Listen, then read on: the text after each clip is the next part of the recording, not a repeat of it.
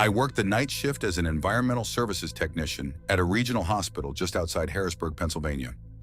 Most people just called us janitors, and honestly, that was fine with me. I cleaned patient rooms, mopped hallways, emptied trash, and occasionally helped move equipment if transport got backed up. Night shifts paid $2 more an hour. That was enough reason for me. The hospital itself wasn't old enough to feel haunted or anything like that. It had been expanded so many times over the years that every hallway seemed to connect to another hallway that wasn't on the original blueprint. If you worked there long enough, you learned shortcuts nobody else knew. By November, I'd been there almost 3 years. Nothing strange had ever happened to me, at least not until that Thursday. It had snowed earlier in the afternoon.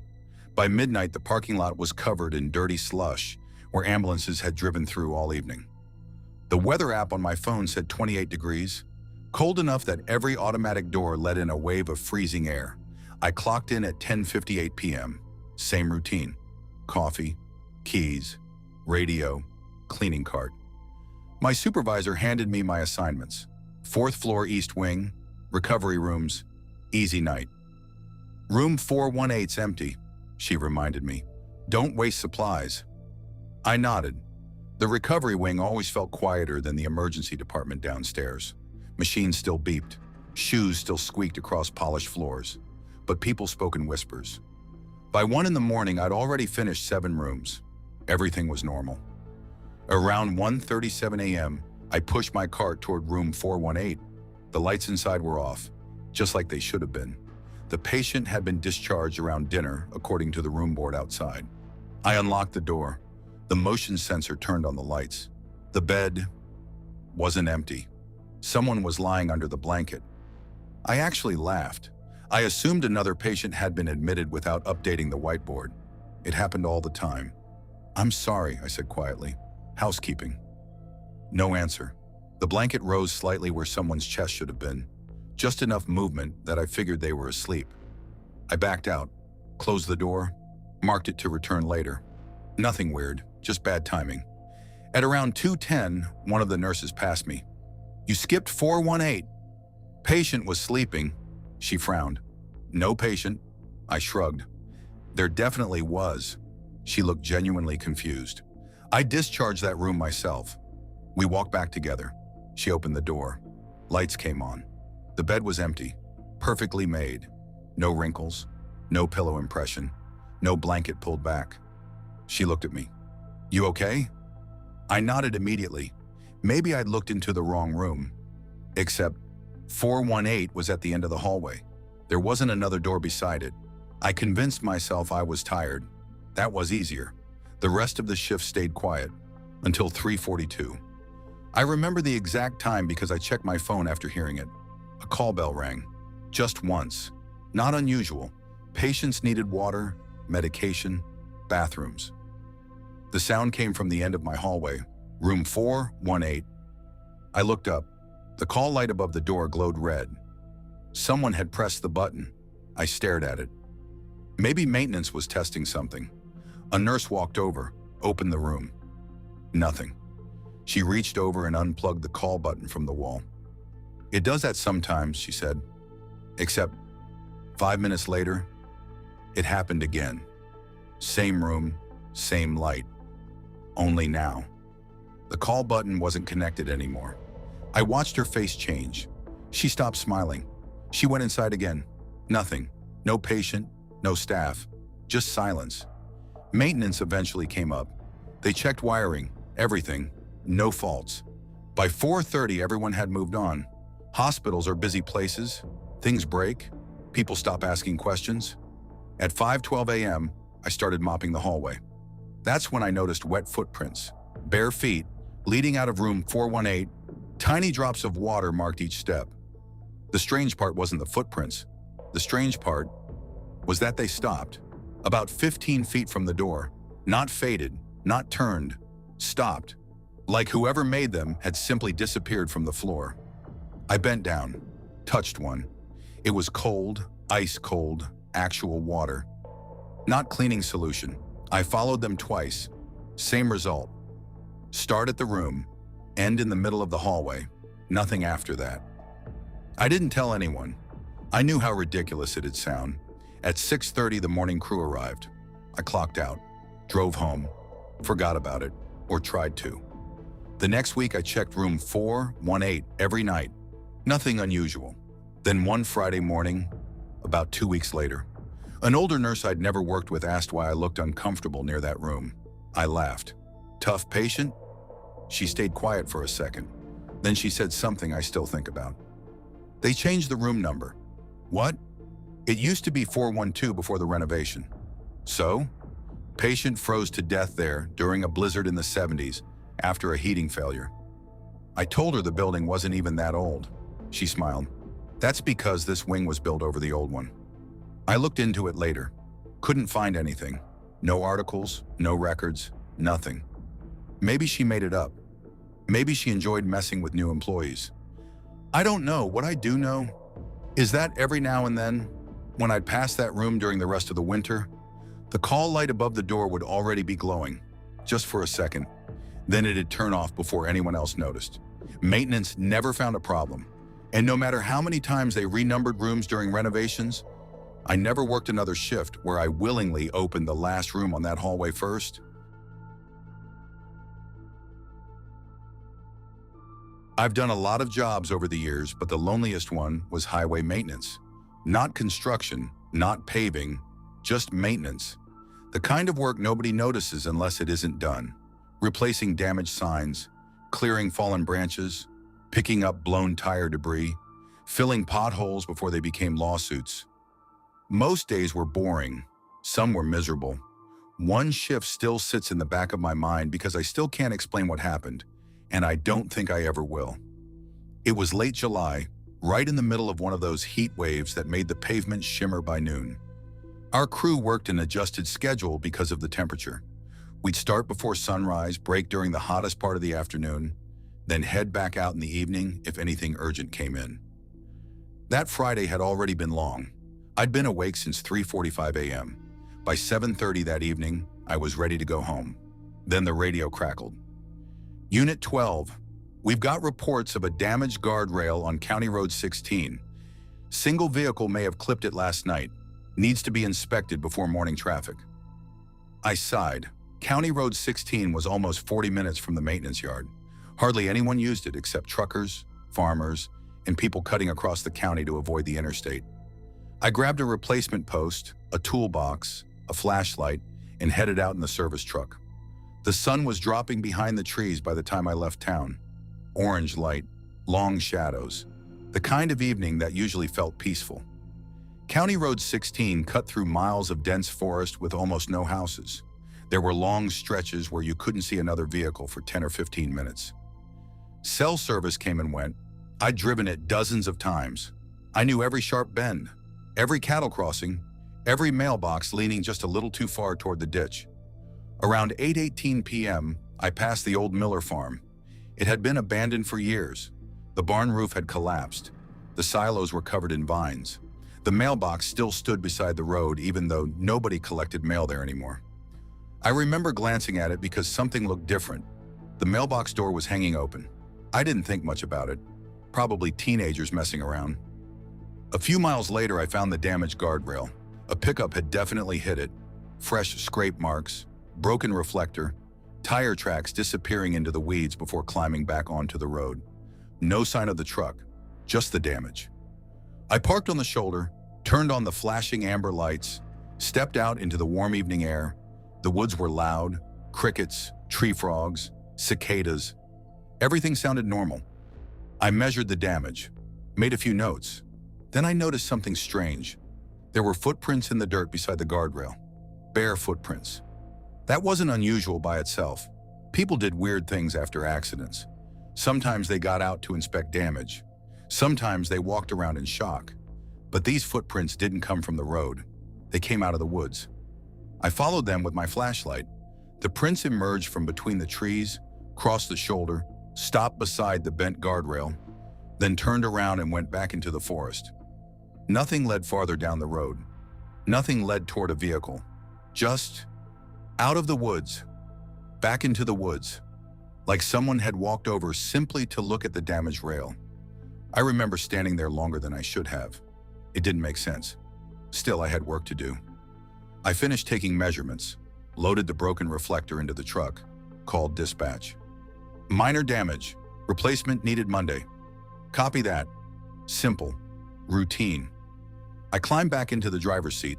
The dashboard clock read 8:56. I started the engine, put the truck in drive. Then something tapped the passenger side window. Just once, tick. I turned. Nothing. No branches. No trees close enough. Just darkness settling over the woods. I rolled forward a few feet. Another tap, this time from the back of the truck. I got out, checked the cargo bed. Everything was strapped down. Nothing loose, nothing swinging. I stood there listening. The woods had gone quiet, not gradually, instantly. Every insect, every frog, every bird, gone. If you've ever spent enough time outside, you know that silence isn't normal. It feels wrong, like something has interrupted nature. I suddenly realized I could hear my own breathing. Even the engine sounded too loud. Then somewhere behind the trees, I heard footsteps. Slow, crunch, crunch, crunch. Not running, walking, coming closer. I shined my flashlight toward the sound. Nothing. Just trunks, brush, darkness between them. The footsteps stopped. I waited. Nothing. I told myself it was a deer, or maybe someone hiking, even though it was nearly 9 at night. I got back into the truck, locked the doors, started driving. About 2 miles later, I noticed headlights in my mirror. Finally, another vehicle. The road was straight enough that I could see them clearly. They stayed far back, never gaining, never falling behind. I figured it was someone who didn't want to pass a maintenance truck. After 5 minutes, I checked again. Same distance. Still there. The odd thing was, I never saw the light reflect off any road signs. Just 2 steady headlights floating behind me. Then I rounded a curve, looked back again. Gone. No side roads, no driveways. Nowhere to turn off. Just gone. I laughed at myself. I was tired, that's all. Heat, long day, nothing more. Then my radio buzzed. Unit 12, status check. I answered immediately. On my way back. Dispatch paused. You're still on 16? Yeah. Another pause. We've had 3 calls in the last 20 minutes about your truck. My truck? Drivers say you're parked on the shoulder with your lights flashing. I frowned. What are you talking about? I'm driving. Silence. Then, they all reported the same mile marker, the same one where I'd inspected the guardrail. I checked my GPS. I was already almost 10 miles away. Must be another maintenance truck. We only sent you. Neither of us spoke for several seconds. Finally, dispatch said they'd send a deputy to check. I kept driving. By the time I reached the maintenance yard, it was fully dark. I parked, filled out my paperwork, went home. The whole thing should have ended there. Monday morning, I came back to replace the guardrail. One of the sheriff's deputies happened to be there directing traffic. He recognized my truck. You the guy who worked here Friday night? Yeah. He nodded toward the woods. We never found the truck, people kept reporting. What truck? The one with the amber lights. I stared at him. It wasn't yours. He said witnesses described an identical maintenance truck parked exactly where I'd been working. Same department logo, same flashing lights. Only, nobody was inside it. They searched the area for over an hour. Nothing. No vehicle. No tire tracks. Nothing. I didn't tell him about the headlights, or the footprints, or the tapping. Instead, I finished replacing the guardrail. As I packed up my tools, I happened to look across the road. There, in the soft dirt just beyond the shoulder, were another set of barefoot prints, fresh. They came out of the trees, stopped beside the new guardrail, then turned around and disappeared back into the woods. I never worked County Road 16 alone again. Not because I thought the place was haunted, I don't believe that, but every unexplained thing that happened that night had one thing in common. Whatever, or whoever, left those footprints never seemed interested in the road. It only ever came out of the woods long enough to see who was working there, and then it went back in before anyone could find it.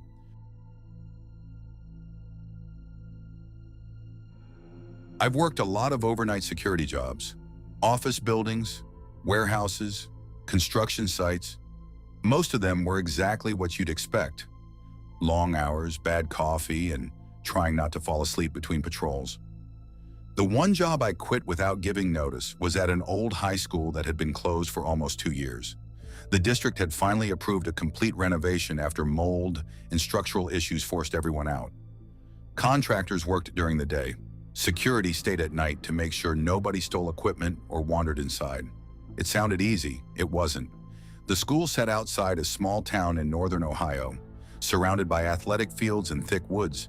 It had 3 floors, 2 gymnasiums, an auditorium, hundreds of lockers, and enough hallways that even during daylight, it was easy to lose your sense of direction.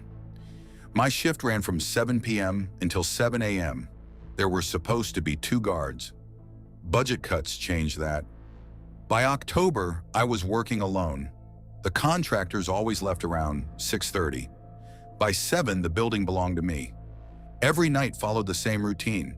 Lock the exterior doors, walk every hallway, check the boiler room, make sure nobody had broken in through the loading dock, then repeat every hour.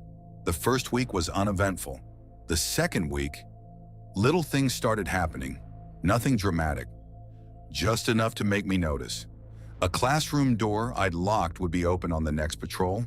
A folding chair would be sitting in the middle of a hallway where it definitely hadn't been before.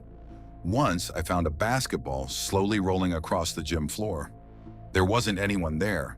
The air conditioning had been disconnected months earlier. No windows were open. I told myself the floor wasn't level. Simple. Problem solved. The contractors like to joke with me. Building settling. You'll hear weird noises. It's an old school. I believe them. Old buildings creak. Pipes expand. Metal contracts when temperatures drop. By late October, the nights were getting colder. Leaves covered the parking lot. The sun disappeared before 6. One Thursday evening, rain moved in just after dark. Not heavy, just steady.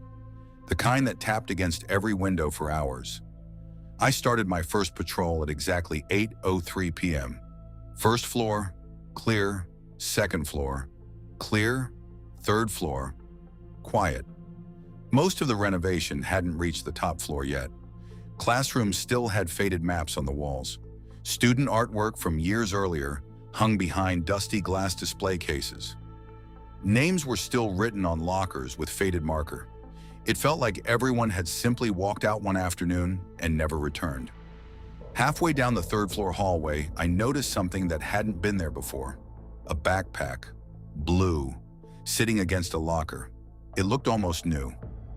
I walked over, picked it up. It was empty. No books, no papers, no name. Just an empty backpack. I carried it downstairs and left it in the security office. The next night, it was back. Same hallway, same locker. I actually laughed. One of the contractors had to be messing with me. I checked the security cameras during my break. Nobody had entered that hallway after I'd locked up. Nobody. I watched 6 hours of footage. Nothing. At 11:15 p.m., I walked upstairs again. The backpack was gone. I hadn't moved it. It was simply gone. When I checked the office, it wasn't there either. I stopped mentioning it. Some things sound ridiculous out loud. A few nights later, I started hearing footsteps. Not loud, just enough to notice. They always happened above me, which was impossible. The third floor was the top floor. The roof sat directly overhead, yet almost every night around midnight, I'd hear someone walking, slowly, heel, toe, crossing from one side of the building to the other. I climbed onto the roof once to check. Nothing, no animals, no loose equipment, no workers. The footsteps continued after I came back inside. Always overhead, always matching a walking pace, never running, never stopping. By then I'd started keeping notes, times, locations, anything unusual, mostly to prove to myself there was a logical explanation. Then came November 3rd, a Tuesday, cold enough to see my breath outside. Rain had turned into freezing drizzle. The contractors left early because of the weather. By 7:10 p.m., I was alone. At 9:42, the fire alarm panel showed a fault on the third floor, not a full alarm. just a trouble signal. Usually that meant dust from construction. I grabbed my flashlight and headed upstairs. Everything looked normal. No smoke, no smell, no flashing alarms. I reset the panel from the hallway. As I turned to leave, I heard a locker door slam. Hard. It echoed down the hallway. I pointed my flashlight toward the sound. Every locker door was closed. I walked the entire corridor. Nothing. I was halfway back to the stairwell when another slam echoed behind me. This time I spun around immediately. Still nothing. Then, a third slam, much closer, maybe 20 feet away, except I didn't hear it echo. I heard the metal rattle, like someone had just hit it with both hands. I swept the flashlight across the lockers. One of them was slowly swinging shut. I walked over. The latch clicked as I reached it. Inside, nothing. Empty. No shelves disturbed. No signs anyone had been hiding. I closed it, marked the locker number in my notebook. I still remember it. Around midnight, the rain stopped. The entire building became unbelievably quiet. Too quiet. Even the heating system seemed louder than usual. I was sitting in the security office when one of the motion sensors activated. Third floor, east hallway. I sighed. Probably another contractor had left something hanging. The sensors weren't perfect. I took the stairs. As soon as I reached the third floor, I realized every classroom door was open. Every single one. Earlier that night, I checked them all. They'd been closed. Now every door stood open about the same distance. Maybe a foot. It looked deliberate. I started closing them, one after another. Click, click, click. 23 classrooms. The last door closed. Silence. Then, click. Behind me. I turned. The first classroom door had opened again. Just a few inches. No breeze. No broken hinges. Nothing. I walked back. Closed it. Started toward the stairs. Click. Another door opened, then another. Not all at once. One, then another. Like someone was following behind me, reopening each one after I passed. I didn't run. Not yet. I just kept walking. Halfway down the hall, my radio crackled. Dispatch. Everything okay? Before I could answer, someone else spoke. Not through the radio. Right behind me, very quietly. Hey! I froze. It wasn't loud. It wasn't a shout. It sounded exactly like someone trying not to be overheard. A man's voice. Close enough that I felt certain someone was standing inches behind my shoulder. I spun around so fast I nearly dropped my flashlight. Nobody. The hallway was empty. Every classroom door was closed again, all of them, exactly the way I'd found them earlier. My radio buzzed. Unit 7? You there? I couldn't answer, because I noticed something at the far end of the hallway. The blue backpack, right where I'd first found it. Leaning against locker 317, I don't know why I walked toward it. Curiosity, maybe. Maybe I wanted proof I wasn't imagining things. The hallway felt longer than usual. My boots echoed with every step. When I reached the locker, the backpack was gone. There wasn't enough time for anyone to move it. I had been looking directly at it. It simply wasn't there anymore. Instead, locker 317 was slightly open, just enough to leave a thin black gap. I hadn't touched it since closing it hours earlier. I reached out, pulled it open. Inside was nothing except a thin layer of dust, but someone had drawn 4 words through the dust with a finger. You missed one room. I stared at it for several seconds. Then every motion sensor in the building activated, one after another.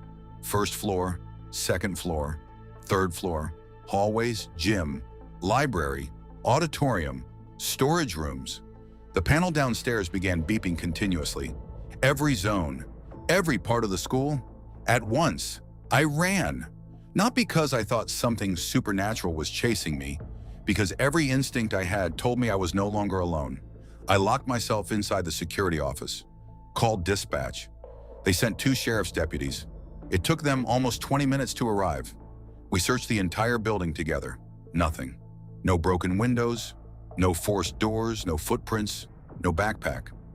When we went back to locker 317, the dust was untouched, no writing, just an empty locker.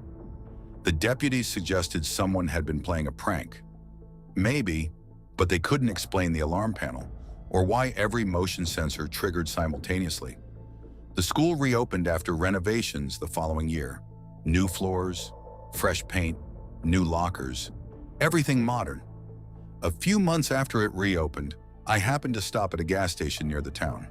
The cashier recognized the company logo on my jacket. "You work security at the high school, right?" I nodded. He smiled in a strange way. They finally figured out why people kept getting lost on the third floor. I asked him what he meant. They found an old storage classroom during renovation. I frowned. The blueprints didn't show it. According to him, workers discovered a room hidden behind a wall that had been built decades earlier during an expansion. The room had no windows, no furniture, just old shelves and years of dust. I asked what was inside. He shrugged. "Nothing." Then he added something that still bothers me more than anything that happened while I worked there. The weird part wasn't finding the room. It was that every contractor swore they'd been walking past that wall for months. None of them ever noticed there was supposed to be a door there. I never went back to that school. I don't know whether that hidden room had anything to do with the things I experienced. Maybe it didn't. Maybe exhaustion and working 12-hour night shifts made me see patterns where there weren't any. But every now and then, when I think about that hallway, I remember those 4 words scratched into the dust. You missed one room, and I still wonder whether whoever wrote them was trying to scare me, or trying to warn me before I opened the wrong door.